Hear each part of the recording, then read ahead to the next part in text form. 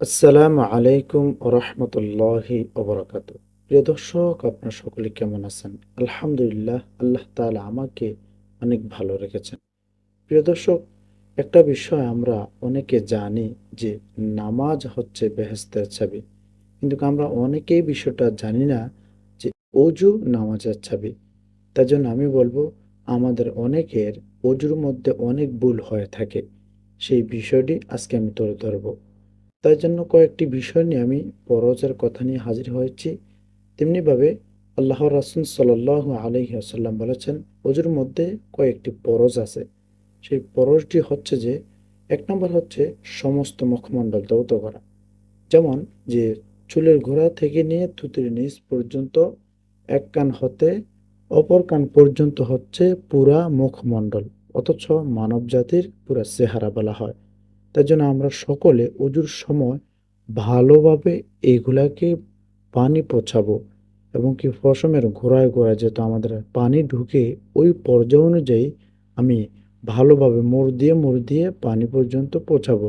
তাহলে একবার দোয়ায়ে ফরজ, অথচ আমরা তিনবার ধুবো।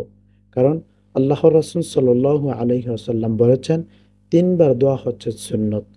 তাই জন্য আমরা সকলে এই বিষয়টার প্রতি লক্ষ্য রাখবো, যাতে আমাদের কোনো দিক দিয়ে যাতে আমাদের শুকনা থেকে না যায়, পশমের গোড়া যাতে ভালোভাবে ভিজে, ওর দিকে আমি খেয়াল রাখবো। নাম্বার 2, দোনো হাতের কোনো পর্যন্ত ধৌত করা। আমরা অনেকেই দেখি শীতকালের সময় আসলে অনেক আমরা যুবক যুবতী অথচ মুরব্বীরা আমরা অনেকেই যে একটু ভালো মোটা কাপড় পরি, অথচ আমাদের সেই মোটা কাপড় উঠিয়ে আমরা যে কোনো পর্যন্ত ধৌত করব, এই বিষয়টা আমরা অনেকে জানি অথবা অনেকে জানি না, অথবা জানি না, অনেকে ভুল কাজ করি। অথচ আমাদের লক্ষ্য রাখা উচিত যে আমাদের প্রত্যেকটা পশমের গোড়ায় গোড়ায় যে পানি পড়ছে কিনা, এদিকে আমাদের কোনো লক্ষ্য নাই।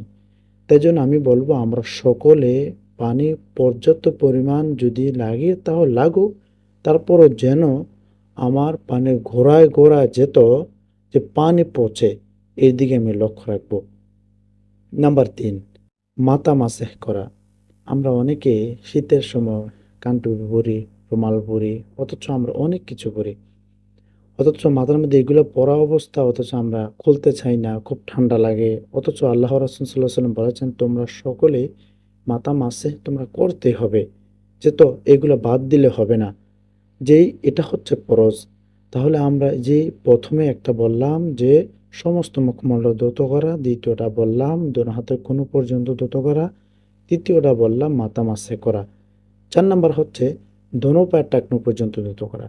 আমরা অনেকে খেলাধুলা থেকে আসি, অনেকে কাজকর্ম থেকে আসি, অথচ যখন আমরা অজু করতে যাই, তখন তাড়াহুড়া করে এই পায়ের মধ্যে পানি ঢেলে চলে যায়, অথচ পর্যাপ্ত পরিমাণ আমার পানি আছে, অথচ আমি ভালোভাবে অজু করি না। অথচ দেখা গেছে আমার পায়ের পশমের গোড়ায় গোড়ায় যেহেতু আমার পায়ের পাতার মধ্যে যেহেতু পানি পৌঁছেছে কিনা, এদিকে আমার কোনো লক্ষ্য নাই।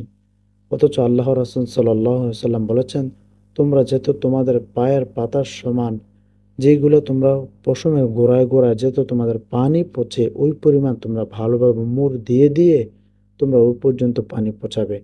তাহলে দেখবা তোমাদের অজু সুন্দর হবে।